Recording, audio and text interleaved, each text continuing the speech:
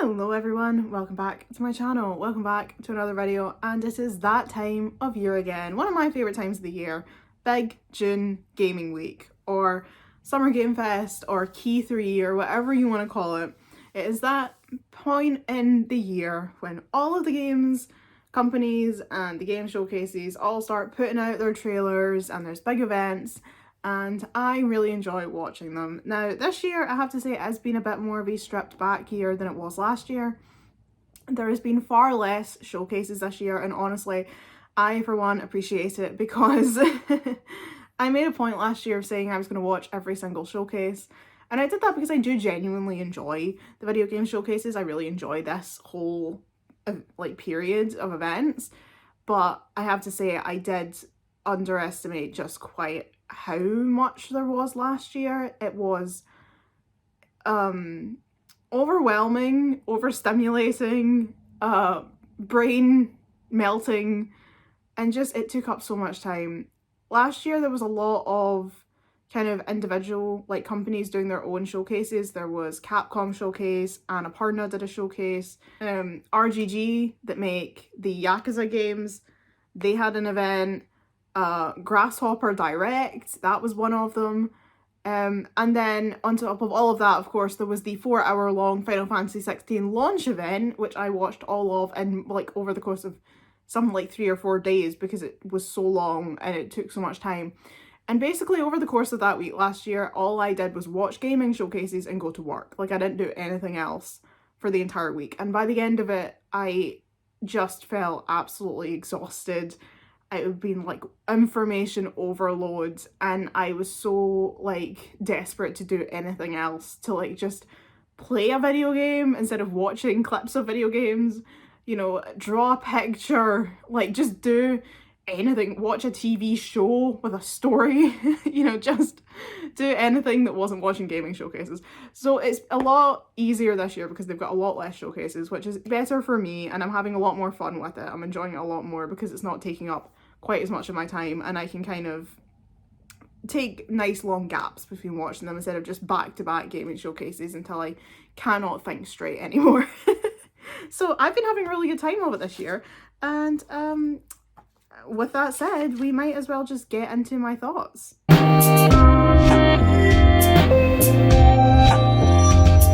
So I suppose technically the whole thing started at the end of last month with the PlayStation Showcase. I didn't take any notes on that because I wasn't including it, but we might as well talk about it because it is kind of in this vein, and I am a PlayStation person. I've owned all of the PlayStations apart from the handhelds, all of the home consoles, so it didn't really do much for me, I won't lie. There was a few things in there that I was interested in. Obviously the new Astro bot, I loved Astro's Playroom, I platinumed it, I thought it was great. It was a great introduction into the PS5 and I loved it.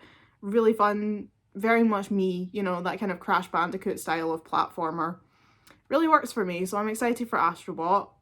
Until Dawn was in there, and as we all know, if you're here on this channel and you know me, you know I love Until Dawn. I'm a huge Supermassive fan, and at first I was kind of oh, they're remaking Until Dawn, it doesn't look that bad, it's only 10 years old. But now I've discovered that they're adding new content. It's supposed to have new choices, new locations, new scenes. They're recutting the story, and you can see in the trailer that there's a clip where Hannah and Beth are putting Josh on a couch while he's passed out, which isn't in the original game. So I am very intrigued to see what this new content is. So all you really need to do is tell me that there might be new Jessica stuff in there, and I'm going to be buying it, because you know me, I would die for Jess from Until Dawn.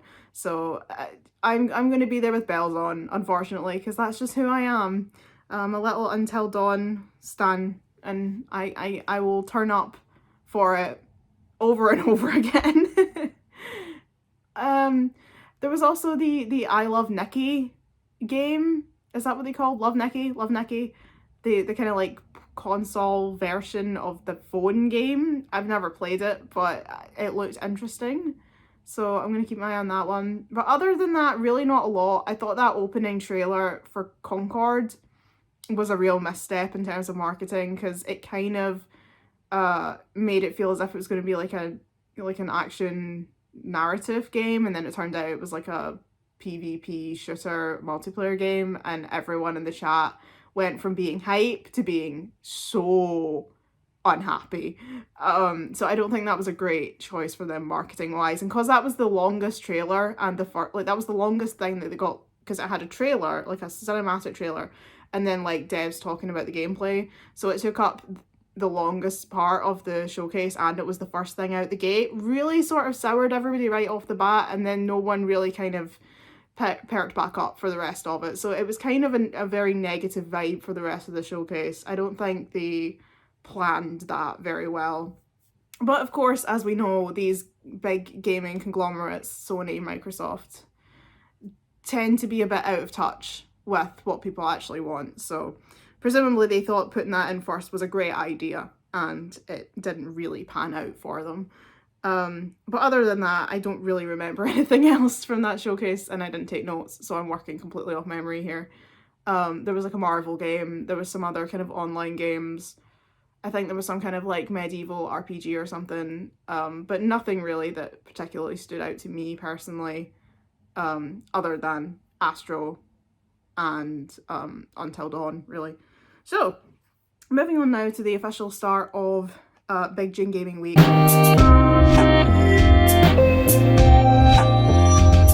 We of course kick off with Guerrilla Collective. Guerrilla is always one of my favourite showcases, and I really appreciate what their parent company, the Mix, stand for. The Guerrilla Collective and their related gaming showcases exist outside of Summer Game Fest. They're not part of the lineup, but they are scheduled to be in the same week, which is very clever. Very smart move of them. So they get the same viewership, but without having to be attached to Summer Game Fest itself. And I really appreciate the Mix, and Justin Woodward, the founder who hosts the Guerrilla Collective, he's the founder of the Mix.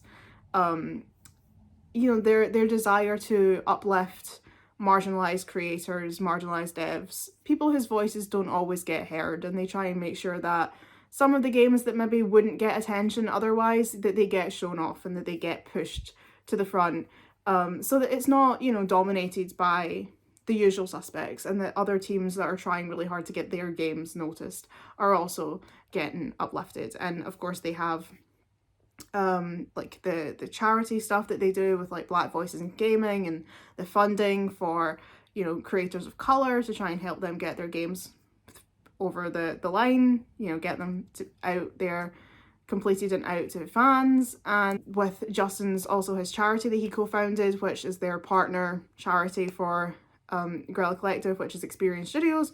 They do a lot of great work, and I have a lot of time for Justin Woodward and the Mix, honestly, and I really appreciate what they do in this space. So I always have great expectations for Guerrilla Collective, and they always deliver. They always end up being one of the ones that I have the most to say about, the most things written down for, because I think they always have something really good to show, and they have a really good way of presenting things, and I really like them. So anyway, it's the 5th anniversary of the Guerrilla Collective because they started during the pandemic, when we couldn't have live events for, when E3 first shut down and never came back. So it's their 5th anniversary, which is nice. And it was Justin described the Guerrilla Collective as the least pretentious show of the week. And honestly, I feel like that's quite true in a lot. I wouldn't say it's the least pretentious. I think I would give that to Day of the Devs, if I was completely honest. I think Day of the Devs is the one that has the least kind of, pretentiousness. Day of the Devs always feels very authentic to me. But Guerrilla Collective, I would say, definitely has a lack of pretentiousness that some of the other showcases definitely do have. I really enjoy their stream. I enjoy the way that they do it. There's not a lot of song and dance, there's not a lot of pizzazz, and I'm going to criticise other streams as we get further in this for that very thing, but I think it works for the Guerrilla Collective because, as they always say, the whole idea is it's guerrilla marketing. That's the whole concept behind the Guerrilla Collective, is that it's guerrilla marketing for video games. So it's not meant to have a lot of song and dance. It's meant to just be like, here's the trailers, here's the information you need, take that and do with what you will. And I appreciate that for that specific showcase. I think that's fair enough, and that makes sense for them. They also announced this year that they were starting something they're calling the Digi Awards, which stands for Dope Indie Game of the Year. And I just think that's really fun. That's very exciting. And again, it just shows the kind of the way that they're very kind of funny and chill about this whole thing, you know, calling it the Dope Indie Game of the Year. They like to not take things too seriously, and I appreciate that about them. I also put down hashtag world premiere because it was the first time I'd heard it of the whole week. And we would hear it so many times. Honestly, someone needs to start, I'm sure someone has done a drinking game for how many times, you know, take a drink every time you hear the words world premiere over the course of this week in June. So for the games that I saw at Gorilla that I thought were interesting, and I have to say, as I always say when it comes to this, games aren't for everyone. Games are an art form like anything else, and I think honestly games are more subjective than any other art form because they have more kind of pieces involved than things like music or film or TV. Like there's just far more moving parts when it comes to a video game, and there's more things that you can, you know, that can put you off. So not every game that I've written down is a game that I personally would play, but I always like to shout out games that I think have something really special going for them, even if it's not something that I personally would or even can in some circumstances play for myself. So I've written down that I like the aesthetic of Knights in Tight Spaces. I think that's a really fun title and it looked really good. That kind of thing of like tactical kind of strategy is not really my style, but it looked really creative and really interesting, and I like the vibes, and I just think that's a funny title. Neon Blood also, I've written down I'm intrigued. I'm not sure whether it would be a game for me, but I'm going to keep my eye on it because it looks interesting. I wrote down Clock Tower, Clock Tower, because I saw, as soon as it put up the picture of a clock tower, I was like, Clock Tower? And sure enough, it was Clock Tower. My favourite. I have a real respect and a real love for Clock Tower. I always have. It's been one of those games that I've always just, it came out the year I was born. Clock Tower and me, you know, we're like this because we were born in the same year. But just personally, it's a game that I've always had a huge amount of respect for. So to see it coming properly to the West after 28 years is very special, and I'm very much looking forward to that. And also it's been developed by WayForward, and I always, whenever I see WayForward, remember when the best friends used to make, you know, the super best friends, they always cheered whenever they saw WayForward on a screen, so that's what it always makes me think of. There was an 8-bit Five Nights at Freddy's, which I was like, okay, that's something I did not expect, but I'm sure, okay. Hollow Body, which I remember, right, a horror game that I thought looked pretty good. I can't remember exactly what one it was now. I've seen so many horror games, but I'm pretty sure I sent it to my friend because I was like, this is a game that you would love, which means it's probably the one that was giving Resident Evil. It looked good. A game called Little Problems. I like the look of that one. I've noted down a lot of retro indie style platformers, adventure and other games, a lot of RTS and tactical games, reject modernity, embrace tradition. And that's kind of how it felt. It felt like there was a lot of retro style games, a lot of games that are not really like the typical industry standard now, not your Jiminy Cockthroats, a lot of, like I say, platformers, RTS, tactical, that kind of thing. And you know, I think that's good. I think we could do with going back the way a little bit. I think maybe sometimes we've embraced modernity a bit too much when it comes to video games, and it's always good to kind of look back at what we used to love and maybe try and see what we can learn from that.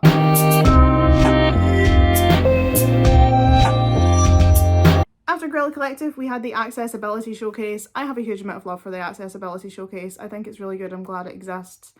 Video gaming is something that should be open to everyone, and being able to get people who do have disabilities, giving them the opportunity to join in on this hobby, especially for people who, you know, there was a speech by a man named Chad Boughton, and his speech was really moving. He was talking about his progressive loss of sight and how he used to love video games, and then he became blind and he figured he would never be able to play video games again, and then someone gave him The Last of Us 2, and he was like, I can't play that, and then he discovered that he could.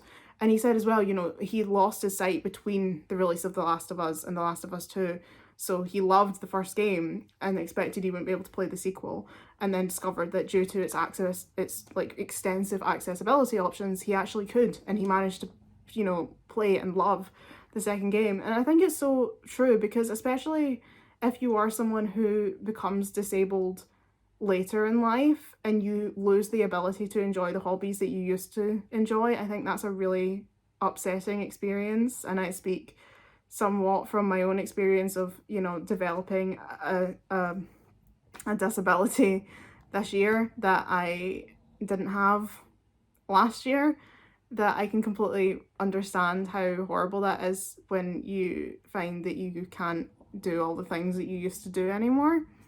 So I think it's really good that the accessibility stream exists and means that people can see what games are out there that they actually have the ability to enjoy.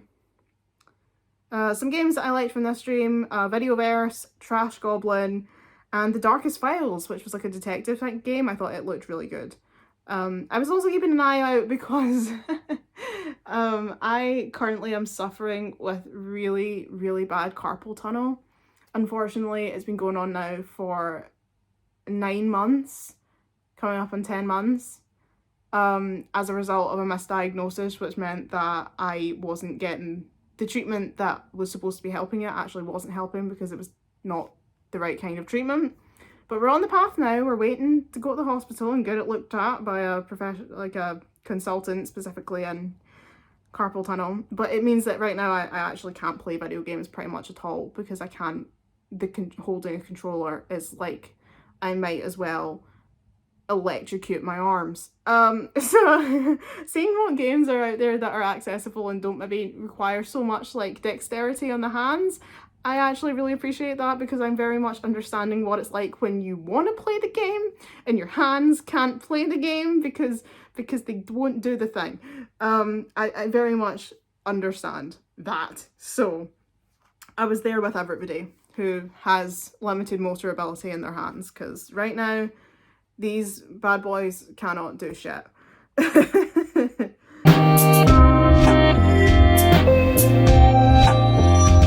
Then of course we had the main event, Jeff Keighley's love child, I couldn't think of a word, Summer Game Fest. And oh boy, look, it's not that the games at Summer Game Fest were bad. I want to make this very, very clear. I don't think Summer Game Fest this year was very good, but it wasn't the caliber of the games that were on show. I want to make that statement right now. It was not that the games on show were bad. This is not a reflection on the devs. It's not a reflection on anybody's quality of work or output. It was the showcase itself. And in particular, actually, I kind of think it was Jeff. And look, I like Jeff Keighley. Like, I've got a lot of time for Jeff Keighley. I appreciate this is just a guy in his suit and his trainers who really, really loves video games, you know? And he's just out there trying to make stuff happen for the video game industry. You know, he saw that E3 had shut down during the pandemic and he was like, no, I'm not having that. So he made his own showcase and he basically has restarted. He killed E3. He single-handedly killed E3 and he's now getting all the E3 money. Man's a genius, and we have to stand. However, there are issues. There are things that we have to say about the way that Jeff has been doing his video game events the past few years. And I have to say, I think Summer Game Fest this year was not very good. And honestly, to me, it felt very low energy, and it felt as if Jeff himself didn't want to be there. And I can't entirely articulate why. Either why he didn't want to be there or why it felt like he didn't want to be there. It just felt as if he wasn't really particularly enthusiastic. And I know Jeff, you know what I mean? I've been watching this man do these things for years now. And he normally has a lot of enthusiasm. He normally sounds very excited. He's usually very, like, happy to be showing off video games. And it just felt as if this year at Summer Game Fest that he didn't really have any enthusiasm. And maybe he was just having a bad day. I don't know. Maybe he didn't feel well. We've all been there. We've all had days where you're supposed to be doing something at like work or whatever, or uni or something. It's an assessment or a presentation or a meeting, and you wake up in the morning and you feel like death, and you're like, oh God, this is the worst time to have to do this event, and you can't reschedule it and you can't get out of it, so you just have to turn up. Maybe he just didn't feel well. But I also think it was probably more than that, because it was not just Jeff, it was sort of the whole thing. And I think it probably stems from the amount of criticism he got for the Game Awards last year, and I think it was entirely justified, because there was something very, very wrong with the Game Awards last year. That was not good. That was not a well done thing. But I think at the same time, if this was him trying to course correct for the Game Awards last year, then I think he maybe misunderstood why people were criticising the Game Awards in the first place. Because this is sort of almost the complete opposite of how to course correct. The reason that people were annoyed at the Game Awards last year was because it felt more like, I remember someone actually said, this is not a Game Award show, this is Winter Game Fest. As in, it felt like Summer Game Fest, but in December, rather than feeling like the Game Awards, an award show for video games. You know, if you compare it to like the BAFTA Game Awards or the Golden Joysticks, it doesn't feel like that. It feels more like a E3 type event. And people were annoyed because there was so much happening. There was like, 10 minutes of Kojima up on the stage. There was people getting up and like talking to the audience and like riffing off them. I can't remember if this year was the year that guy from, the guy from Captain America was there, and he was like spending ages messing with the audience. I can't remember if that was last year or the year before. It's all one big year. There was multiple Fortnite ads. There was just a lot of things happening, but then the one thing that we didn't get to have was people actually making their acceptance speeches, because everybody else was allowed to have as much time as they wanted, but the people who were accepting their awards, which should be the entire point of the show, because it's an award show, so the people getting the awards should be the focus, they were only allowed 30 seconds to do a speech, and then a big teleprompter come up with the words, wrap it up, which is so horrible. Like, it's not even polite, you know what I mean? It's not even a polite, like, please conclude your speech or something like that. It says wrap it up. Basically, shut the fuck up, get off the stage. This is not about you. You don't get to thank your wife and your kids and God or whoever the hell else you want to thank. You get up, you take the award, you smile, you wave, and you leave, so that somebody else can come up and do a video game showcase, or we can do a DoorDash sponsor, or we can show a Fortnite ad, or we can do the really lengthy segment with Hideo Kojima in the door. But you don't get to do a speech. That's not what this is about. This is ostensibly a Game Award show, but we don't get to see any awards. And half the awards are off screen. It's just Jeff reading off the winners to the camera, and then it's like back to whatever gaming showcase thing we're doing. And people were basically saying, that's not what this should be. If this is the Game Awards, you're calling it the Game Awards, the awards for games, then that should be the focus. It should be an award show. It shouldn't be Winter Game Fest.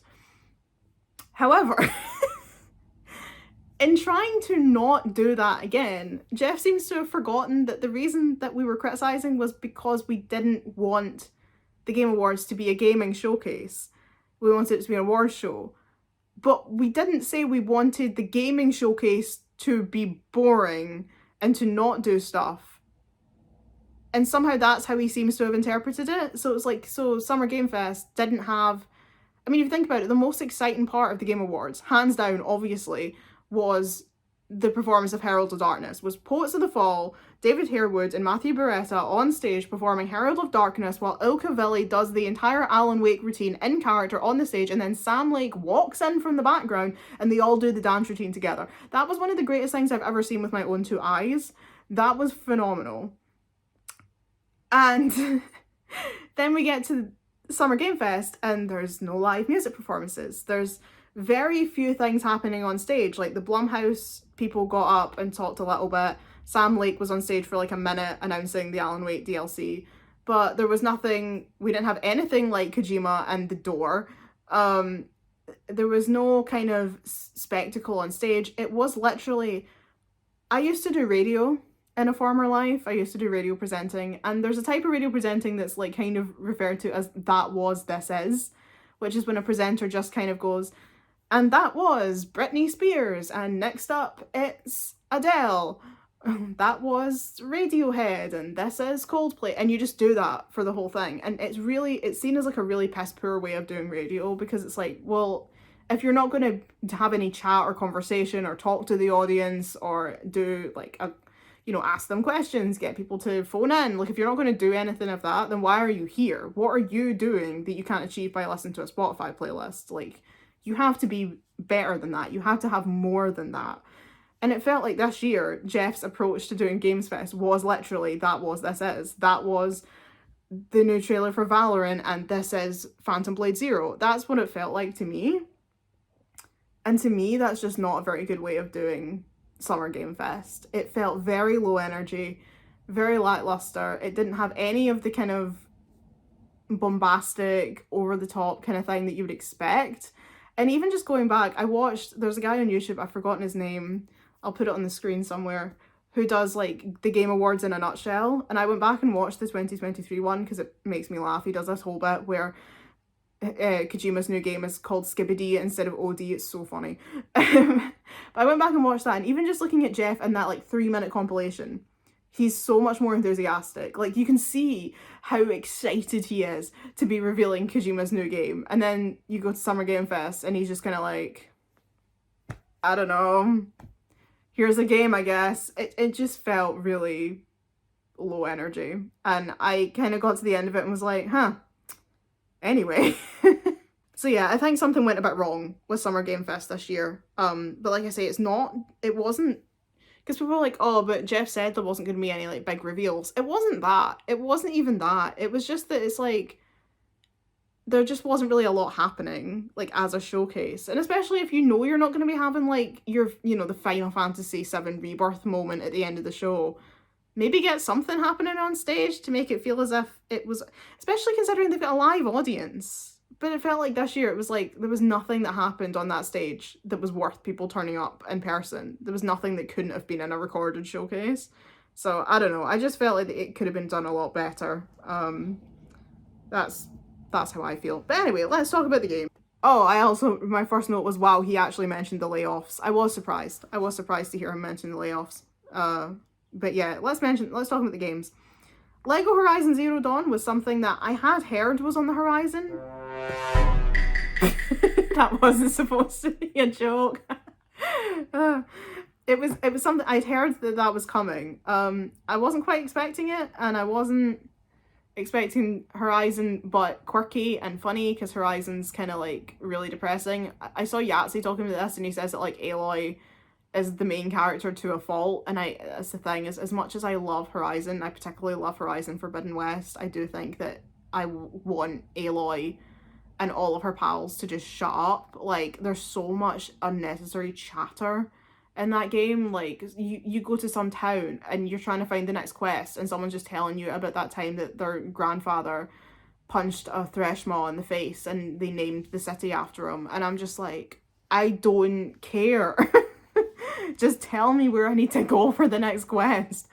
So in that sense, at least Horizon Lego Adventures should be maybe a bit more fun and less drudgy than regular Horizon can be sometimes.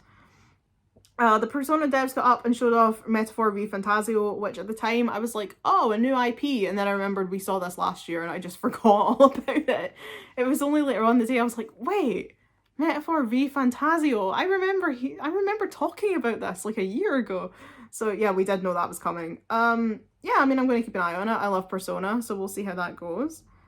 There's a new Arkham game, which surprised me, because I really did think that Suicide Squad Killed the Franchise had indeed killed the franchise. But for some reason, we're still trying to push out Arkham games, so, I mean, I'll keep an eye on it. I loved Arkham back in the day, so we'll see how it goes. I just wrote down Scottish game, Bagpipes Intensify. I didn't write down the name of the game. It was a game where, like, it was, like, Scottish people, like, fighting in a field. and it was like very kind of cartoony, and I don't remember what the name of the game was. I want to say it was like Tears of Metal or something. Anyway, I was just excited because it was Scottish, so I really liked Blumhouse Games. I thought that was a good idea. Yahtzee was very cynical about it when I was watching them on their live stream yesterday, but I don't know, like, I like the idea. I get the whole thing of like a corporate overlord coming in and sort of like trying to control all these little dev companies, but I don't think it is that. I think it's just them genuinely trying to give money to these little creators to make good quality horror content, and all the games that they showed off looked really good, so I think this is a good thing overall. And I also really liked the Scottish girl who was on stage talking. I didn't write down her name. I think I missed her name, but I just really liked her. I put Woo Power Rangers. Power Rangers game looked really cool. Everyone loves Power Rangers. Kingdom Come Deliverance 2 looks so good. I love the idea of Kingdom Come Deliverance. I wish I could play it, but I can't because it's entirely first person, and the head bob is particularly bad in that game, and I just can't play it. I would throw up. It's a shame because I honestly think I would love Kingdom Come Deliverance if I could play it, but I can't. But the sequel looks amazing. Baked Bean game, yeah, that's Killer Bean. Killer Bean turns out to be some like 1995 movie that I'd never heard of, that had like a sequel and everything, so I had no idea that was a thing. But yeah, Killer Bean is actually a game based on an ancient franchise, so who knew? But we're very excited. It looks a lot of fun. New game from the Silent Hill guys, which I thought looked rad. Some of my friends who I was watching with didn't really like the vibes, but I thought it looked really good. Unknown Awakening. I can't remember what that was. This is why I write them down, is because I then don't remember and then I have to look them up later. I don't remember what that was, but I wrote it down, so I must have had a reason. Inner Sloth coming out and announcing Outer Sloth was very cool. I really liked that idea, that they're trying to help other indie developers, because they started off as just like a little indie company with their little indie game, and then their game got huge and they made a lot of money. And now they're trying to kind of redistribute that wealth to help other teams like them, which is very sweet, and I love that. I am still trying to figure out how they roped Elijah Wood into being in the TV show. But we'll see how that goes when it comes. I've then just got in capital letters father, which means Sam Lake in my speak. Father is Sam Lake. DLC out tomorrow, and then I've just put Sam because I was annoyed, because I was like, you can't release it tomorrow. I can't play it because the hands don't work. So I was like, that's great, but also I hate you because I can't play. Then I've written down we had DoorDash because we always have DoorDash. Then I heard How You Remind Me in that terrible trailer, but I was like, yes, at least Nickelback's getting featured. Yeah, they had this really lengthy trailer that had Ken Jeong and like Chris Hemsworth, and it went on for ages, and it was so bad, and I don't know why it was there, and it was like right near the end as well, so like you were already half asleep, especially here in the UK. It was midnight when it finished, and I was like, dear God, this is hell. So that was bad. And then my very last comment was just, well, that was mid. So unfortunately, yeah, I have a lot of thoughts about Summer Game Fest. Not very much on the games themselves, but just a lot on the actual showcase itself. I think Jeff could have done a lot better.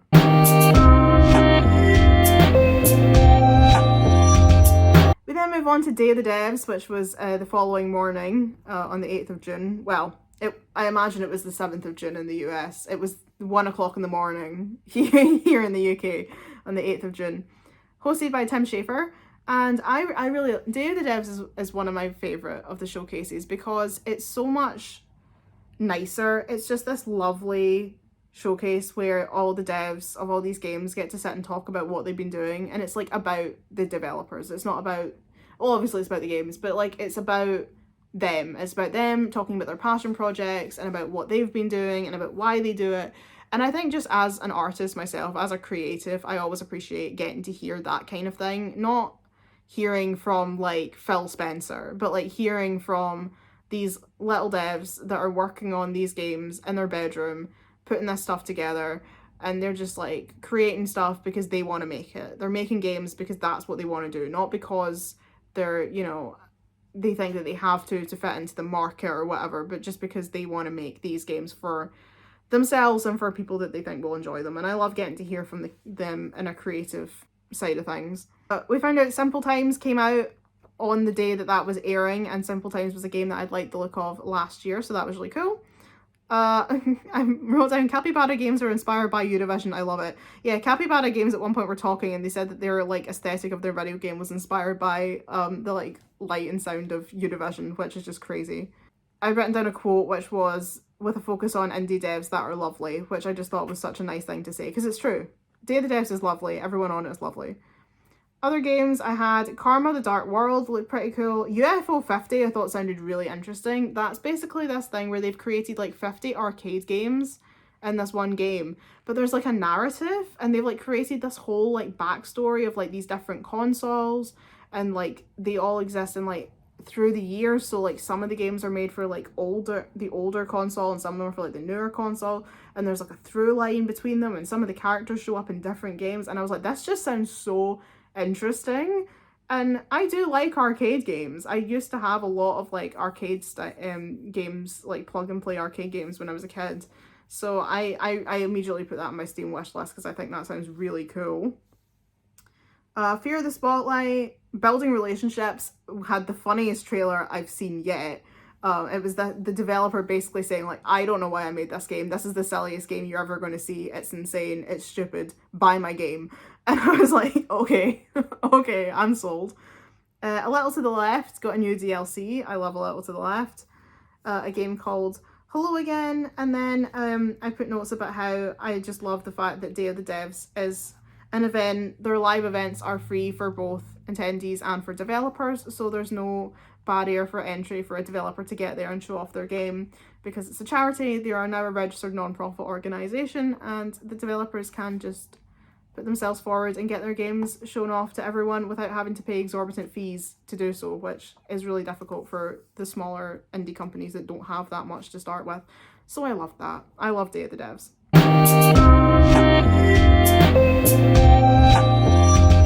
Following on from Day of the Devs, we had Devolver Digital, which is always one of my favourite showcases because Devolver are insane, and their developer showcases are always even more insane. So this year it was Volvy's 15th birthday party, which sounds like it would be fun, but it was actually horrifying and unsettling on a level that I cannot explain to you. It was just so disturbing. But what I will say is I need all of that Volvy merch. I love Volvy and his giant hand for gaming, and all of that Volvy merch that was in that guy's house. I need all of it. Devolver, if you're watching, please send me Volvy merch. It's important. Like, I need it for my health. My mental health, my physical health. I need Volvy merch. Other games that we saw in here, we saw the Crush House, which I did see more of an explanation of, I believe at Women-Led Gaming Showcase. It looks really cool. Basically you work as like a TV producer making essentially like Love Island in the 90s. But there's something really weird going on. There's some kind of like spooky horror thing going on behind the scenes. So it's not just Love Island, it's like spooky horror Love Island. And I was like, actually, I'm sold. That sounds great. So that I'm going to play the demo hopefully soon because they've got a demo out for it. And then I still need to get Talos Principle 2. I played Talos Principle 1 last year. It drove me to distraction, but I did finish it. So I need to get Talos Principle 2. It's got a new DLC coming out, so I really need to get on that. And then the rest of it's just quotes about the showcase, the fact that he had Volvy in the loft, and then, we thought you were executed by the head of state. No, I was not. And then saying that the pizza gives him shit diarrhea. It was quite the showcase, as is always the case with Devolver.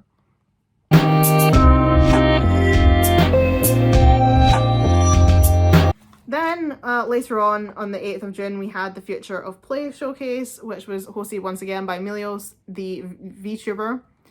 I liked the look of Nova Hearts. It had a kind of Thirsty Suitors vibe. A game called Phoenix Springs, which the art style really creeps me out, but the actual sound of the game sounds really good, so I think I might be able to get over the fact that the art style doesn't quite appeal to me, because it looks like it would be really fun. A game called Sindara, a game called Copycat, a game called Slay the Princess, and a game called Retro Gadgets. I thought they all looked really good. Future Play is never my favourite showcase, but they showed off some stuff this year that I hadn't seen at any other showcase, and it looked really good, so I appreciated that.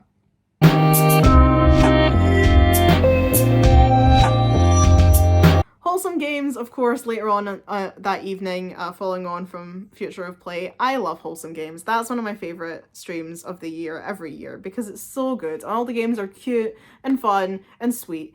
But, I have to say, so I was running late. It was starting at 5 p.m. and I was rushing about trying to get stuff finished so I could sit down and watch it. So by the time I logged on to my iPad to turn it on, it was already 5 p.m. So I just typed in Wholesome Games and clicked the first stream that came up. Turns out it was the official Game Awards stream. So when I opened the chat, everyone was being a dickhead. It was just full of people putting L, weeb trash, feminist garbage, just like posting so much shit. And I'm like, this is not what I come here for. So I clicked out and went and found the official Wholesome Games stream. And when I went in there, it was like, we love you, devs. This is so cute. Love hearts, pride emoji, you know, like pride flags, pride, love heart, rainbow. Everyone just great vibes in there, and I'm like, this is what I come to Wholesome Games stream for, not for gamer bros moaning about girls. Like, it's the Wholesome Game stream. What are you expecting? It's going to be full of women and animals and farming. Like, what do you expect to find here? If you want to go and play, if you want to see COD, wait for the Xbox showcase. Fuck off. Jenny Wyndham, of course, was hosting as always. She's great. I love her. We saw Tiny Bookshop, which we'd seen last year. It's coming out next year. It's still looking good. So is 80, which is a game I saw last year that looked good. A game called Discounty, which looked like a lot of fun. Sort of like Supermarket Simulator, but like pixel art. Squeak Across, which is basically Picross but with a mouse. And then you build furniture and furnish your house. Interesting.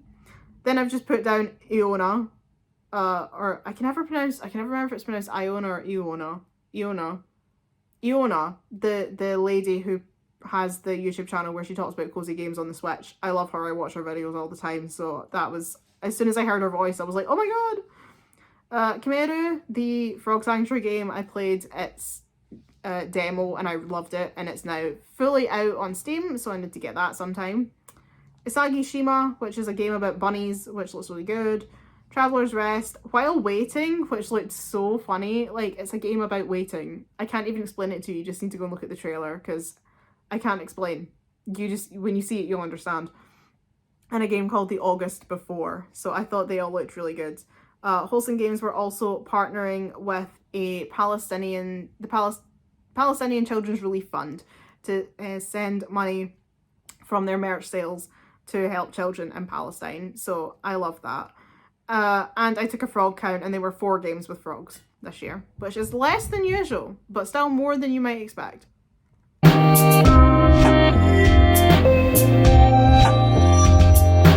Ignore the different outfit. I'm recording these in stages.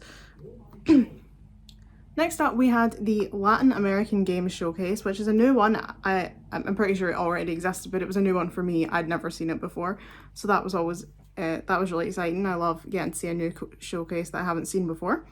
It was hosted by a lady named Steffi Varela, and I really enjoyed it. I liked the format. In between showing games, they had these little segments where they were talking to some of the devs about like what they think would make a good video game based on things from Latin America, like culture, music, mythology, folklore, that kind of thing, which was really fun. People suggesting things like a game about Selena, a game about public transport, game about El Chupacabra. So that was really fun. I really liked that style that they were doing, and they were letting the devs speak in their native tongue a lot of the time, which was also really good. I like that. Games that I kind of like the look of, we had RKGK, which looked like Lollipop Chainsaw meets Sonic the Hedgehog, is the only way I can describe it. A game called One Card One Shot Mafia. A lot of card games this year, I noticed, across like the entire week. A lot of games with like card battle, like card-based gameplay. Personally, I'm like still traumatized from Kingdom Hearts Chain of Memories that I can never play another card battle game ever again. But I did like the look of One Card One Shot Mafia. It looked interesting. Another one called Hidden in My Paradise, which was a cozy game that looked really nice. Also Mexico 1921, which is this historical detective game set in Mexico about, I think it was the murder of the prime minister or the president. I thought that looked really good. I'm really, really intrigued for that one. So that's definitely one of my top ones I'm keeping an eye on out of the whole week.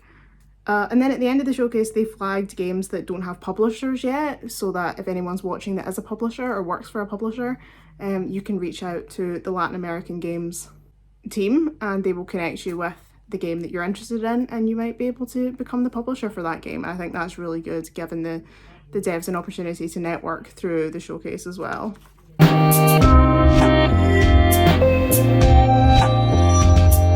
Then we had the women-led game showcase, which was hosted by a lady named Liana Ripper, who, and I'm sure she hears this all the time, reminds me so much of Billie Eilish. That's when I got to see more of Crush House, and I thought it looked really good. I got so excited because as soon as I heard the music, I was looking down at my phone, so I didn't see it come up, but I just heard the first notes of the song, and it was Duck Detective. Now, I've already played and completed Duck Detective, because I found that the last Steam Next Fest, I was just scrolling through Steam looking for demos to play, and Duck Detective came up, and I was like, oh, this looks fun. So I got the demo, and I just immediately fell in love with it. It's basically the gameplay of those Sherlock Holmes, the Frogwares Sherlock Holmes games that I've played on this channel, with the vibe of Max Payne, the film noir, gritty detective, Max Payne vibes, but you're a duck. And all the characters are animals. There's like a crocodile, a cat, a bear, a sheep. It's great. Go and play it. It's short, it's only a few hours long, but it's worth it. It's so good. Go and find the Salami Bandit.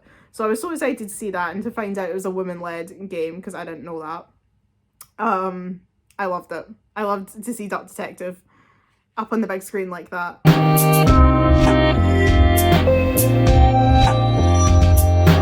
Then we had Future Game Show, which is usually one of my favourites, but this year I have to admit it didn't quite land with me the way that it usually does. I always appreciate that they get voice actors from the industry to be their hosts. They've had the voice actors of Geralt and Yennefer one year. Last year they had Laura Bailey and Yuri Lowenthal, and as you all know, I love Yuri Lowenthal. I love him so much, so that was great.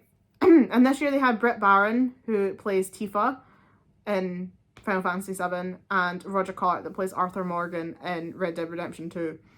But I don't know, it just didn't land with me the way that it usually does. When I looked back at my notes, they had a live musical performance last year, and they didn't have that this year. So that is maybe part of it, is it just maybe wasn't feeling quite as, I don't know, just not as exciting as it usually was. And to be honest, like, some of the skits that they were doing were kind of cringe, but I love Brett and Roger, so that was fine. That was fine. But there were some games that I liked. We had Detective Dotson. I love a detective game, so I'm always on board with that. We saw Duck Detective again. It appeared again. A game called The Operator, which is another kind of like mystery game. It was really interesting. World's Worst Handyman, which I have played a demo of at Steam Next Fest. It's on my wish list. It looks really fun. It's like a stealth game. It's really funny. It's kind of got the vibes of like Untitled Goose Game, like that kind of like stealth but silly. It's really good. A game called Eric's Home, a game called Dustborn, and the casting of Frank Stone, which is Supermassive's latest Until Dawn The Quarry type game, where you play as a bunch of teenagers and then get them all murdered. So I'm absolutely here for that. I will always be here for that. Future Game Show also did a post show, which I actually liked more than the main show, and I was thinking to myself, I wish that more showcases did this, where it was a group of people sitting around a table, they watched a trailer, and they all played the games, and then they sat around and talked about their thoughts on the games and like their experience and what they thought about it. And I actually would love to see more of that, because that to me is far more engaging. Like, I was more focused and paying more attention when it was people discussing the games together, rather than just being presented with information. Just like, here's a trailer, here's some information about the game, but people actually chatting amongst themselves about what they thought and kind of like giving opinions and bouncing off each other. That to me is far more engaging, the kind of podcast format. I actually wish they would do a lot more of that during the week, because I think it would be better. It doesn't need to be the whole thing, like they did it as like a post show, but I would enjoy seeing that kind of thing more, because I just, for me, it's just more riveting. It keeps the brain active a bit more than just staring at the screen watching the trailers.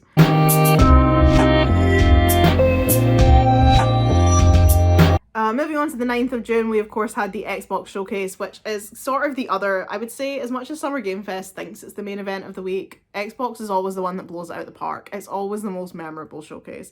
Now, I don't own an Xbox Series X or S, so some of these games are not available to me, but as we know, Xbox also has a habit of getting the big trailers, even if it's not a game that is even an Xbox exclusive. I'm pretty sure they before had...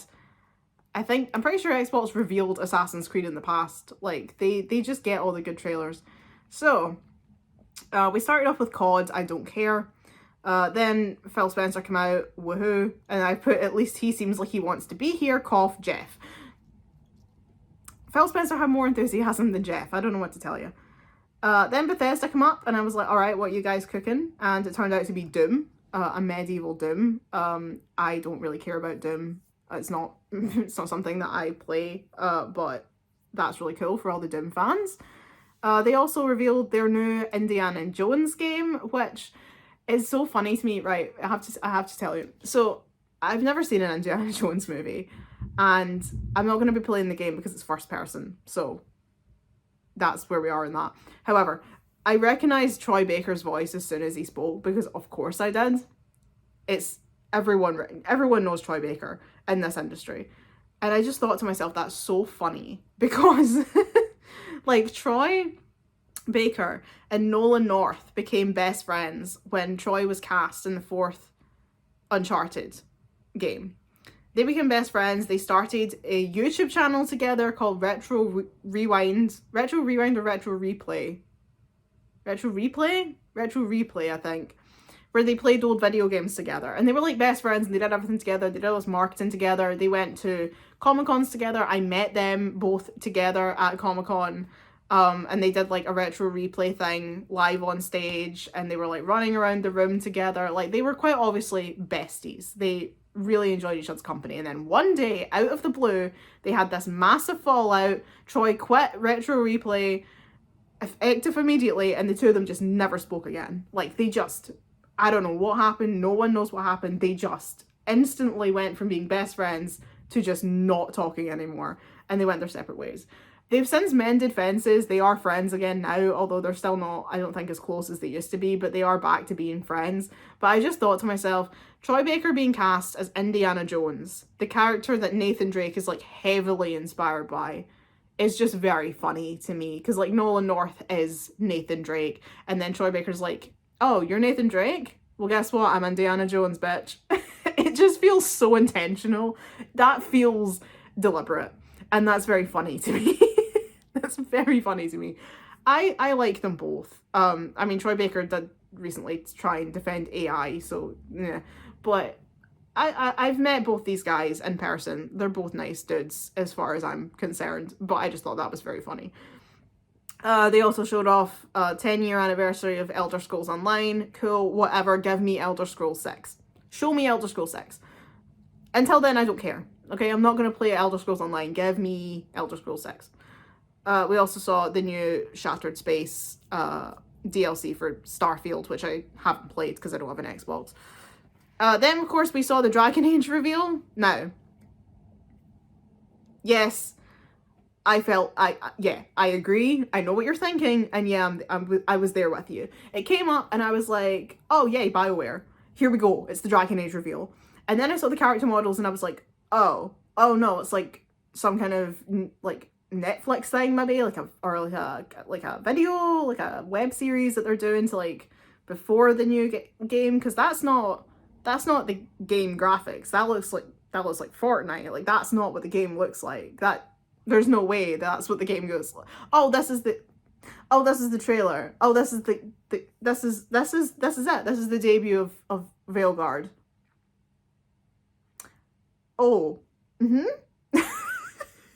And like part of me was like, yay, because like I saw Harding, and Scout Harding is my girl. I love her. I would die for her. Varric's there. I love Varric. Would do anything for him. But other than that, I was just kind of like, why does the Magister guy look like a Disney villain? So yeah, I was very much like, that was not it. That was not it, fam. But, you know, I understand. Marketing departments and dev teams are not the same thing. Sometimes marketing departments get it wrong. And they did have a full gameplay reveal. As I'm recording this, it was earlier today. I did record some reaction to it, so I will put some clips in here of what I thought about the actual gameplay reveal. Someone just put in chat, I swear if they gave Solus hair, I'm boycotting this game. You could never give the egg hair. You could never. He is the egg. I'm gonna get the egg beater ready. 30 seconds to go. Everyone in the chat is just posting enchantment. I love that. Enchantment? Enchantment! Oh my god, the setting looks so cool. Harding! I love her! I'll be honest, I don't really care what the combat is like. I am here for the story. Like, fighting demons is just an obstacle in my path to get further in this story. Whee! I think this looks great. Oh, ability wheel. Oh, people questioning if that voice was Dorian. Oh my god, if it's Dorian, I'm gonna lose my mind. Give me back my boy. Why is the egg built statues of himself? What a psycho. God, I miss this so much. I love Dragon Age. I am wondering, like, if they're going to Solus's ritual right at the very start of the game, which is what this is saying, then what is the rest of the game about? I am curious as to why it doesn't look like you can control the party members. People are asking that in the chat, and I think that is a fair question. God, Dragon Age Origins, I spent so much time controlling the others because I kept fucking dying, and then I was just having to run around as whatever poor sodded managed to survive longest and trying to revive the others. Oh god, Varric's about to get himself fucking killed. Oh my god, they're gonna kill Varric. Varric, don't do it. Varric, don't do it. Oh, he's gonna get himself killed. Boyd, oh, I can hear the music. Don't you fucking dare. Don't you do it. Varric, stop it. Stop. Varric, son. Oh my god. Oh my god, he's gonna die. They're gonna kill off Varric in this fucking trailer. Someone says he's gonna meet Hawk. Don't. That's not funny. That's not funny. Solus, there's people that are dying. Oh Christ. Well, Bianca's dead. Varric, run! Everyone chats like, Bianca, no! Lol. Down goes the giant egg statue. Bye! Oh, shit! Okay. Well. Okay. It looked a lot better. I'm very excited. I would do anything for Dragon Age. I love Dragon Age. It's one of my favourite games of all time. Dragon Age Origins is truly one of the greatest games ever made. And I will turn up for Dragon Age regardless. I will turn up for it in TV show form. I will turn up for it in comic book form. I will always be there with bells on when Dragon Age is involved. So even if it was the worst game ever made, I would still play it. So it doesn't really matter in the end if they look like Fortnite characters or not. But yes, I was there with all of you. I completely agreed that that was not what I expected. The Marvelification, as Mr. Matty Plays called it, the goofy vibe, the like besties going to save the world thing with the "We are the heroes" song in the background, like no, that's not. You're meant to be saving the world from the egg. Like, high stakes here, fam. High stakes. He's gonna destroy the world, and you're doing this. But whatever. Then we saw Claire Obscure Expedition 33, which is one of the worst titles I've ever heard. Yahtzee and Frost reacting to that on the Windbreaker podcast was hilarious and also true, because terrible. When I saw that, when it came up on the screen, I was like, oh god, when Yahtzee does a review of this, he's going to talk for at least a minute about how much this title hurts him. But the game itself looked very good. South of Midnight also looked really good. Then we saw more Metal Gear Solid Delta. I've never played a Metal Gear Solid, but I've watched my boyfriend play through the first 4 because he doesn't like the 5th one. And I love Metal Gear. As a spectator watching the story, I love Metal Gear. I don't know how I feel about Delta. I don't know if it's... if it's stripping away all of the charm to make it too modern. Because Metal Gear has a style. It has a style, it has a grace, it has a charm all of its own. And I do worry that by trying to modernize it, you are removing what makes Metal Gear Metal Gear. But I reserve judgment until we see more of it. I apologize for that noise in the background. It's my heating system. I know you can hear it because I've done videos before and you can hear it in the background. I apologize profusely for the sound. Then I put down, this is so much better than Summer Game Fest, which 100% true. Perfect Dark looks great. I can't play it because it's a first person, but I watched someone play the original Perfect Dark and it's a really good game. And I wasn't sure if they were going to do it justice in a remake, but it looks like they have. Then we saw Fable. I love Fable. I'm a huge Fable fan. I bought an Xbox 360 just to play Fable. I love it. So I'm very excited for the next one. I do have my concerns because it's not Lionhead Studios. It's not the people who made the original Fables. It's a different studio, different devs. But if they do it right, I'll be happy. It certainly had the vibes of Fable. People were punting chickens. That is what Fable is. So as long as it feels like Fable, as long as it continues to be the vibe of Fable, which is incredibly silly, doesn't take itself very seriously, cross-dressing at the brothel, like, as long as it feels like Fable, then sure, I will be there with bells on. Mixtape looked pretty cute, and in my head I was going, oh, that's like got Life is Strange vibes, but it's animated in that 12 FPS style, and look, I get a lot of you like it. It actually makes my brain hurt. I don't know what it is. I just hate it. It makes me want to claw my eyes out. I can't watch stuff that's animated in that style. I just don't like it. I don't like the Spider-Verse style. I hate it. So when I saw that, I'm like, this looks super cute, but I hate that style. But I was like, yeah, that looks a lot like Life is Strange. And the last thing I expected, I saw it come up on the screen and it said Deck 9. And I was like, I know Deck 9. I know what Deck 9 are usually making these days. And then I heard the voice and I was like, there's no way. There's no way. It's just someone that sounds like her. There's no way. And then we cut to her and I was like, no, it's not. And then she's like fucking time traveling with the pictures on the wall and I was like, oh my god, it is. That's Max Caulfield. And I've been saying for so long, like, I loved Life is Strange True Colors, but I hated Life is Strange 2. I thought it was terrible. And I was like, the problem is that the Life is Strange was so good because it was the time travel mechanic. And like, True Colors was good. I really enjoyed it. But the problem is that it's like, nothing is ever going to rival time travel, because what you can do with time travel is so different than what you can do with the other powers. Particularly, like, Life is Strange 2 did telekinesis. Terrible power for that kind of game. Really boring. That's why they had to change it up and make the mechanic about you trying to raise your brother. And I don't care. I don't want to raise this brother. I don't give a shit. I didn't enjoy it. It was boring.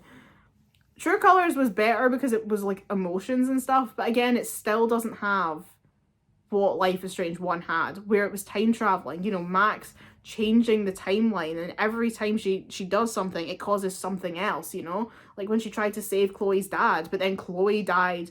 And like, it was really clever, and it did so much with that time travel mechanic that they've never been able to recreate that, because they've never been able to find a power that is as interesting and can do as much as the time travel mechanic. So bringing that back, and now she can open other, like, she can open, like, alternate realities. That is going to be so good. I cannot wait. And I know people are asking where Chloe is. I mean, in my version, I killed her. I saved the Bay over the Bay. And you can judge me for that, but it's just my moral compass. I mean, I love Chloe, but realistically, if that was my real life, I cannot let an entire town of people, including her own mum, Chloe's mum, die for her. Especially because according to the lore, she should have been dead anyway. That's what they were saying. Like, the whole thing happened because Chloe was supposed to die and Max broke the timeline. So I killed Chloe, sorry. So, you know, if this was Max's future in my world, she would be dead anyway. But I am interested to see what they do with that. very interested to see what they do with that. But I just think it's going to be good because Life is Strange was at its best when you could time travel, and we can time travel, so I'm here for it. And then the last thing we saw was the new Gears of War. Gears of War is a game that I want to play. I have my Xbox as a Gears of War edition Xbox. It's red. It's a Gears of War Xbox, even though I've never played it. So I would like to play it. So that trailer was lost on me, but I know how much people love this franchise, so that's really cool that it's coming back.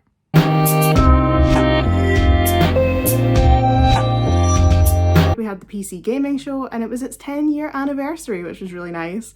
It started off with a 20-minute pre-show with Frankie, with reflections on PC gaming over the last 10 years. Things like really significant games like The Witcher 3, No Man's Sky, Baldur's Gate 3, and then also things about hardware, and then about different platforms like Twitch and Discord, and just all these different things that have changed over the past 10 years and have really improved the gaming sphere on PC. Sphere on PC. Also, Neil Newbon appeared, which was great. I really enjoyed it. It was a really interesting little 20-minute segment. Also, Jenny Wyndham appeared, which I really loved because I love her. When we got to the actual show, they were being very fancy this year. They weren't doing any AI floating Frankie heads this year. We had Sean and Mika Burton, who was the co-host, wearing suits, looking very snazzy in this studio that was all glitzy and glamour, very like Oscars vibe. I immediately was kind of wondering where Frankie was, but as it turns out, she's very heavily pregnant and she can't travel to get to the show. So she was phoning in from Britain. She was basically doing like as if she was watching along at home. So she was lying on a couch, just stuffing her face with food the whole time. And I was like, girl, I've never related to anything so hard in my life. That is so me. I love it. I love Frankie. Like, I think the PC gaming show skits are normally really, really cringe, but they're kind of cringe in an endearing way. Like, I want to die, but like with a smile on my face. I do really love Sean and Frankie and Mika this year as well. They show us as well 10 years of the PC gaming show, highlights from 10 years of their showcases, which was really nice.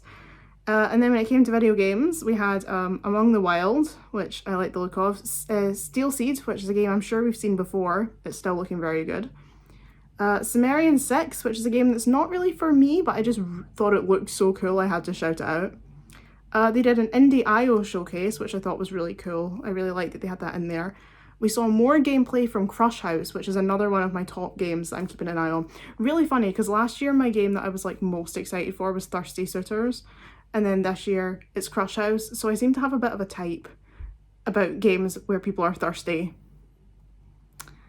Because they're describing this as the first thirst-person shooter. So yeah, I clearly have a type when it comes to video games. Generation Exile had a bit where the devs were talking, and they were talking about how the game isn't just about like ecological sustainability, but also about the sustainability of the gaming industry and how these big companies keep laying off everybody and all they care about is the bottom line and their money. And it was such a pointed, such an authentic piece of spiteful hatred towards the gaming industry that I loved it and I had to shout it out. Another detective type game called Blue Prince that looks really good. Tactical Breach Wizards, which had one of the funniest trailers of the whole week. I loved it. Probably not my type of game, but I almost want to play it just because the trailer was so funny. Still Wakes the Deep, which is the Chinese Room's newest first-person horror experience, and it's so Scottish, I love it. It's set on a Scottish oil rig, but it is hella Scottish. The guy's name's Gregor, he's like running around, he's like, Gregor! It's so Scottish. I feel like I need to play it, even though I never play first-person games and I never play horror games. But I feel like I need to play it just because I want to see how Scottish it is. And then the sequel to Curse of the Golden Idol, Case of the Golden Idol. I haven't played that yet, but just very recently I played Obra Dinn for the first time and I loved it. And everyone said that if you love Obra Dinn, you should play Case of the Golden Idol. So that's on my list. So I'm very excited for it to have a sequel as well. And then I love how, as always with PC Gaming Show at the end, they always have a blooper reel, and it was really funny this year. Yeah, overall I really enjoyed it. People in the chat were yelling at them to stop waffling so much, and I do get it, but at the same time, I feel like it was one of the only showcases this year that actually had any personality. So many of them just feel really static, and at least PC Gaming Show has hosts, it has interaction, it has jokes, and it has some semblance of individualism amongst all the other showcases, especially this year when so many of them seem to be kind of devoid of personality, particularly, of course, the main event, Summer Game Fest. So I loved it. I actually really enjoyed it. It was a great two and a half hours, as it turned out, probably the longest show of the whole week, including the pre-show. But I enjoyed it. I really did.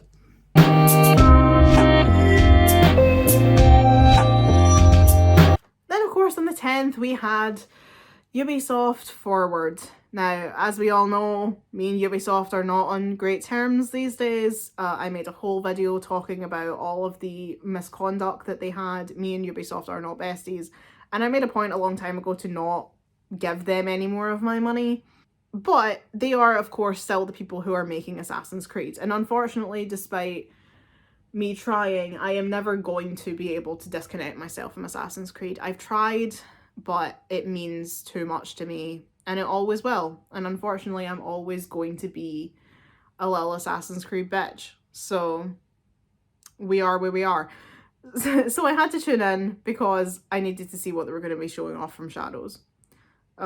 Which in my head I still want to call Assassin's Creed Red because I like that. I know Red is not a very good title, but I liked it, and it'd been Red for so long that I was just stuck with that. And then they announced Shadows, and I was like, boring. Like, we work in the darkness to serve the light. You're calling the game Shadows. Ugh. But I mean, at the same time, the third game is called Brotherhood. Like, you know, I can't sit here and act as if their titles were ever particularly good. Like Brotherhood, Revelations, Origins, like their titles aren't good, so I shouldn't be surprised. Anywho, the first thing I wrote was finally some good fucking food, and then cross out food and put live music. That was the first showcase of the whole week that I'd seen that had a live musical performance, and that was what I always liked about E3. You know, E3 was a spectacle. E3 was an event. It wasn't just a bunch of trailers compiled together into one video. It was an event. Stuff was happening. People proposed, people got engaged at E3. It was a thing. You know, and I was like, oh good, finally some live music at this thing. Because I remember old Sony showcase at E3 used to always start off with a musical performance, and it was always really good, and we don't get that anymore, and it's a shame. But Ubisoft like it. No Just Dance this year, noticeably, because normally they have people out to do a bloody dance to like Can't Stop the Feeling or some shit. We didn't get that this year. But what we did get, them still trying to make us care about Skull and Bones, the first quadruple A game, and God, watching that whole thing unfold was hilarious. It was so funny. Donkey's video is so funny because, I mean, Donkey will dunk on anything, but you could tell with Skull and Bones that he just genuinely was like, what am I playing? It's so bad. But yeah, they're doing season 2. There's Megalodon, there's dragons. I don't fucking know. I don't care. They announced that they're doing a new, I assume it's a remake of Prince of Persia: Sands of Time. Prince of Persia: Sands of Time in 2026. I've never played a Prince of Persia, but I know how much people love that game, so. They showed off DLC for the Avatar game that I wish I could play because it's stunning, and everybody knows that I am one of the biggest Avatar fans in the entire world. I truly love that movie more than pretty much anybody else, bar maybe James Cameron himself, but I can't play it because it's first person, and it's a real shame because, well, it's Ubisoft, but were those not the case, I would play that game in a heartbeat, and I can't. They've got a new Anno coming out, which is cool, I guess, for the people that play it. They showed a bit of For Honor, which also seems to be doing Japan, which seems like bad timing, but okay. More live music, and then a guy yelled thank you from the audience, which was really funny. We love heckling at these events. This is why we do them live.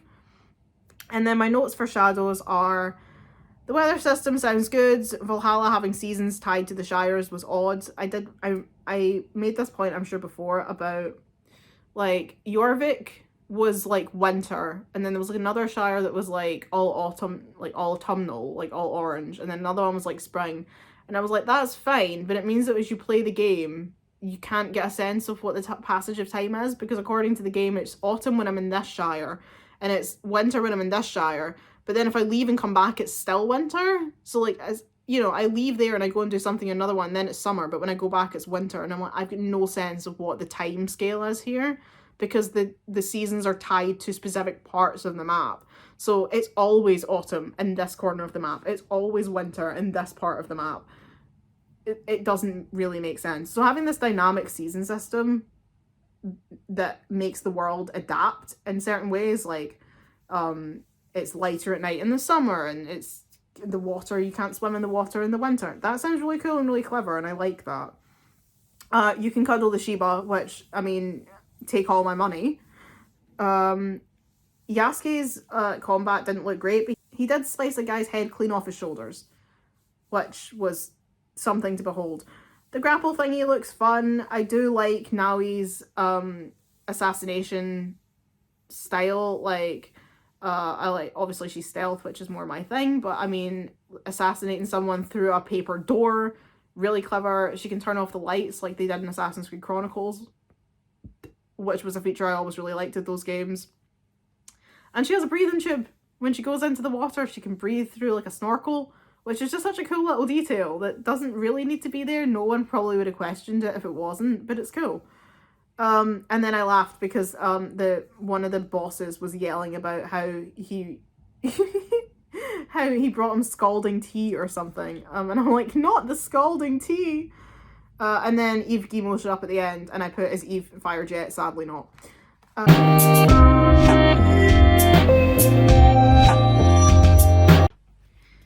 And into the final 3 showcases of the week now, and please excuse the dressing gown, it is so cold here today. It's the middle of summer, well, it's the beginning of summer, I suppose. It's June, and yet it's absolutely freezing here, and it's torrential rain today, so we love a tropical storm. So first up we had, it was a triple bill of showcases. It was Black Voices in Gaming, followed by Dames for Games, followed by Stream for a Cause. So first up we have Black Voices in Gaming, which I really like. It's a really good stream hosted by Justin Woodward and Derek Fields, with a spotlight on obviously Black developers, and it's in partnership with Justin's charity, the Experience Studios, and they have what they call the Black Game Developers Fund, where they give funding to Black creators to help them get their games made.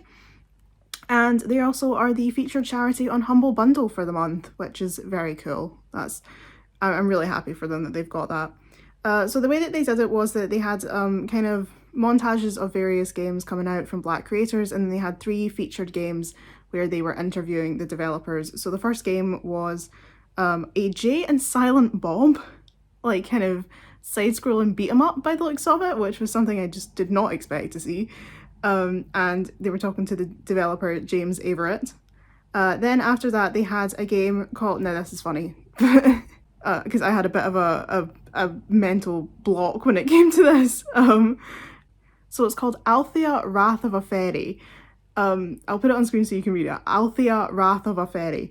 But the way that Justin was like pronouncing it in his American accent, I was hearing Althea Wrath of a Fairy, and I was like, is this guy making a Winx game? Especially because the guy himself, he's Italian. So I was like, is this guy making a Winx game? But no, that is not what he was not saying. He was not saying Althea Wrath of a Fairy. He was saying Althea Wrath of a Fairy. But for a moment, I was so confused. I was like, Italian, Winx, Althea, what is happening here? But no, it's not a Winx Club game. But it does look very good. It's like a Breath of the Wild inspired game, and it's made by just these 2 brothers, these 2 Italian brothers working on it completely themselves, no other input at all, just the 2 of them doing everything themselves. And for a game made by 2 people, it looks so good. Like, I would not expect a game with such like a small team to be able to look as good as that. It looks really cool. And the developer for that one is a man named Andrea Marsili and his brother. Then the third featured game was a game called Slime Heroes, and they were talking to the developer of that, Tomás Gomez, and it also looked really fun. It just looked like it'd be a real laugh to play. And then also I had to point out that during one of the kind of game montages, there was a Rugrats platformer. And you know me, I love Rugrats, so that obviously stood out to me. But yeah, it was just a really good stream. It was very chill, like these just really good interviews where they're just sitting talking about life and about being a developer and about their games, and about their, you know, experiences of coming up in this industry, and it was just a really good, really chill stream, and I enjoyed it a lot.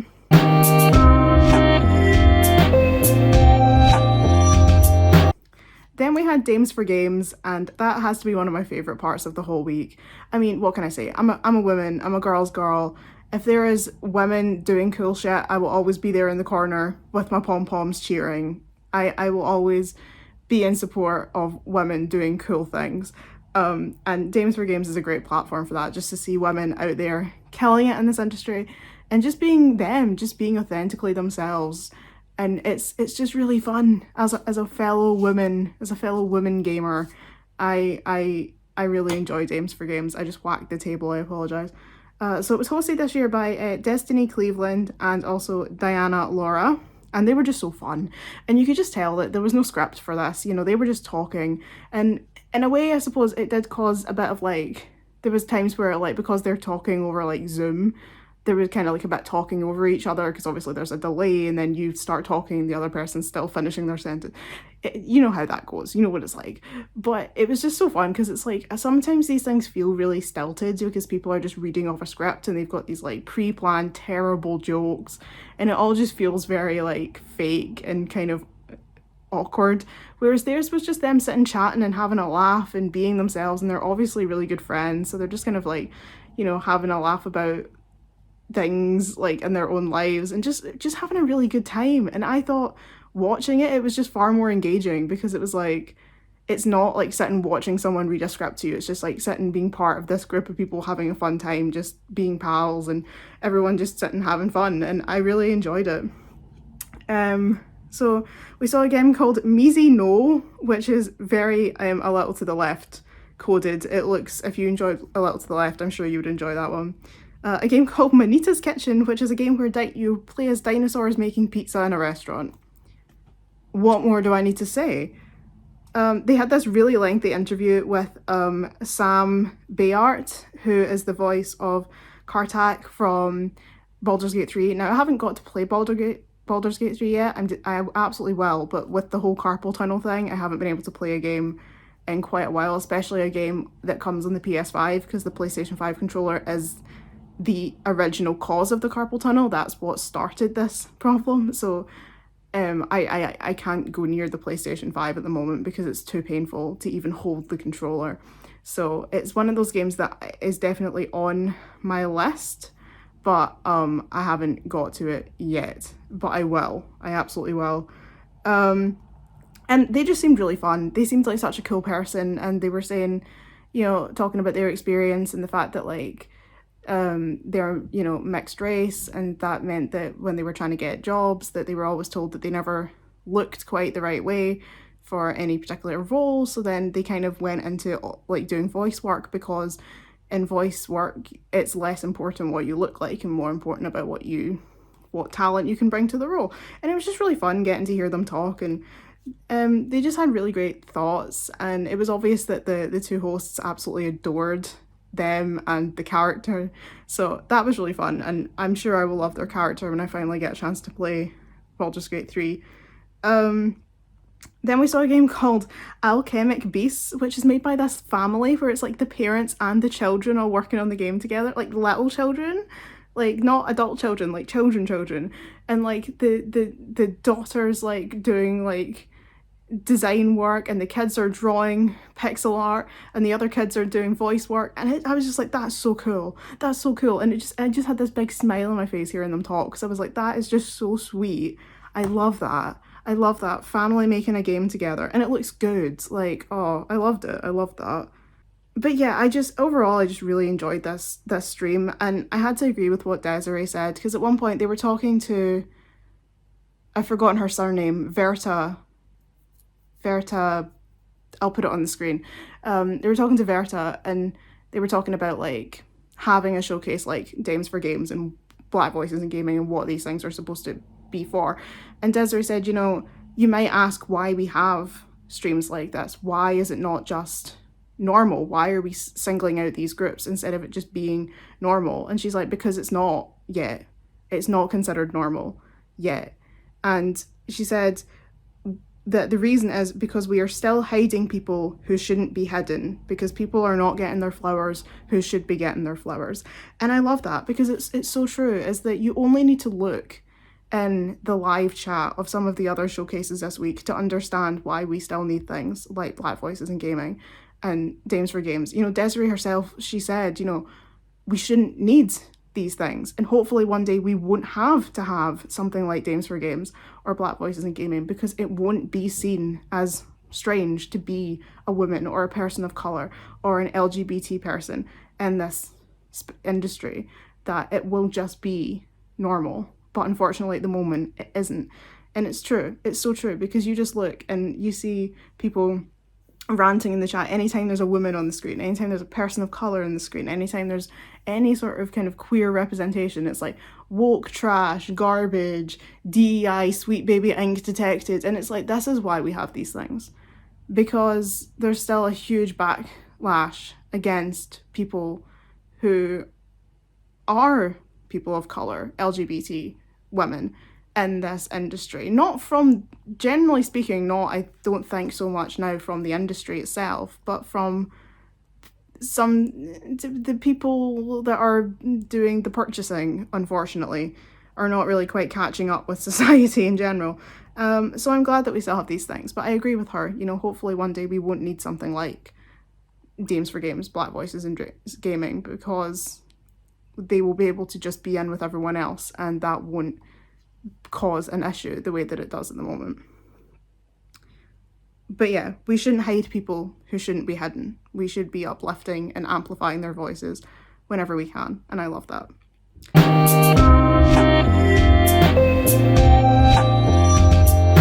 And then the final stream of the week was Stream for a Cause, which is a non-profit organisation that works with streamers and content creators to raise funds for charities. And I just think that's super cool. And they said that all the charities they work with are LGBTQ plus friendly, and they had a whole thing about, they had queer game showcase, and they were asking different devs about why diversity and inclusion matters to them. And I just thought that was a great way to round out the week, especially because I keep seeing people this week saying things like, oh, DEI, I hate DEI in my games. And I'm like, shut the fuck up. Shut the fuck up. I saw someone call Dragon Age a woke LGBT gay fest. And I was like, have you ever played a Dragon Age? Because Dragon Age has been gay from day one. Literally, Dragon Age Origins was gay. It's been gay from the start. Dragon Age is a gay fest. That's part of its identity. Like, stop yelling woke. People that were complaining about Perfect Dark having a woman as the protagonist, when the protagonist of Perfect Dark was always a woman. People are just so determined to be angry these days about anything that they don't, for some reason, want in their games. And it ended with this one guy, his name is Dave Proctor, and he was just spitting straight facts and basically said, if you are mad because you see a person in a game that doesn't look like you, ask yourself why. Ask yourself why you feel like that. And I was like, hell yeah, exactly. Because that's it. It's like, why does that bother you? Why are you so determined to be mad about that? Why does seeing people in games who aren't exactly like you bother you? And if your answer to that is because I want characters to be like me, then maybe think about why those characters are in the game in the first place. Because if you're mad that the characters don't look like you, does it not stand to reason that other people are mad when characters don't look like them?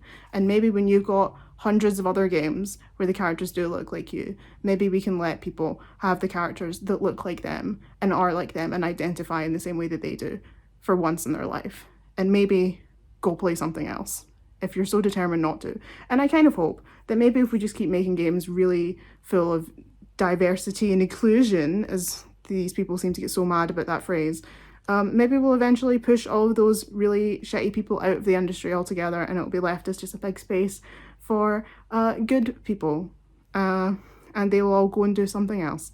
So yeah, that was it, and I really enjoyed it. It was really fun, and I've enjoyed this whole week. It's been a really good Big June gaming week, and I look forward to playing all of the games when they come out, and look forward to the next round of gaming showcases. Thank you for joining me this year for another Big June Gaming Week roundup, and I will see you in whatever I post next. Bye everyone.